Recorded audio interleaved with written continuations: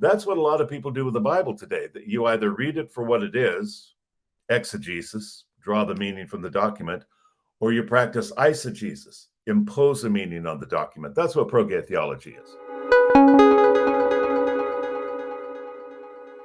I'm sure you've seen this, but for our viewers or listeners, you can hear it. This is called the Queen James Bible, edition 2012.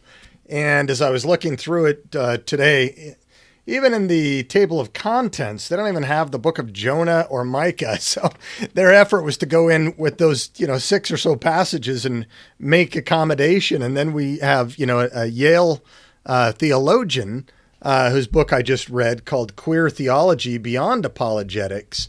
This is a thing. And you were not just a practicing homosexual. You became a homosexual pastor and defender of this viewpoint, right? Very committed defender of it. Look, if you're desperate to believe something, you're going to be very susceptible to believing it.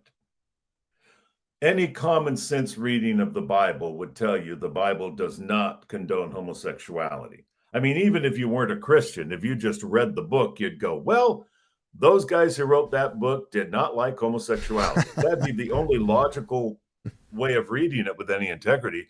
But if you want the Bible to say something, Corey, you can choke it hard enough until it says it. I mean, that's a good point. Shoot, when I was a kid, the cultist Charles Manson had a whole new interpretation of the book of Revelation. And based on that, he had, 9 people murdered. I mean, that's how extreme that can go. If you want to twist the word, you can make it say whatever you want. It's almost like, not to get off on a rabbit trail, but it's what people do with the Constitution today. I mean, our country, I think, is divided between people who look at the Constitution as a document, which means what it says. That's what it says. That's what it means. And other people who say, well, it needs to be flexible. It needs to breathe. It needs to shift with the times. Those dumb old white guys didn't know a lot of what they were talking about.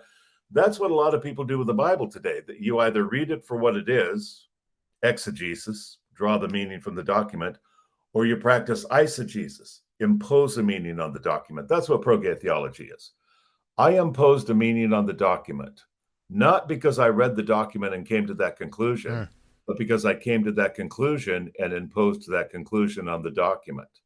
Now, I must say that was in 1978. I was with the gay church till about 1983. At that time, pro-gay theology was pretty conservative, basically. Now, like some of the stuff you just held up, I know, gets a little more radical. Yeah. And in a way, I'm glad, because that shows its true colors. It's like, okay, that's how weird it is. But to make it acceptable to believers at first, it came in wearing a suit and tie. It looked very respectable. It relied on original Greek meaning, original Hebrew, and on scholarship, and it all looked very conservative. And it played on the fact that most people don't look up original Greek and Hebrew. And so if some professor comes along and says, well, Paul didn't really say homosexual, he said prostitute, a lot of people go, oh, what do you know? Instead of checking it out themselves. So that's how I think I wound up on staff with the pro-gay church. I had the problem. I was a Christian. I had decided to give in to the problem. Now I wanted a way to legitimize the problem biblically. Pro-gay theology gave me that way. I cannot say I ever fully believed it, but I fully wanted to believe it. And so I adopted it and I made it my cause for about 5 years.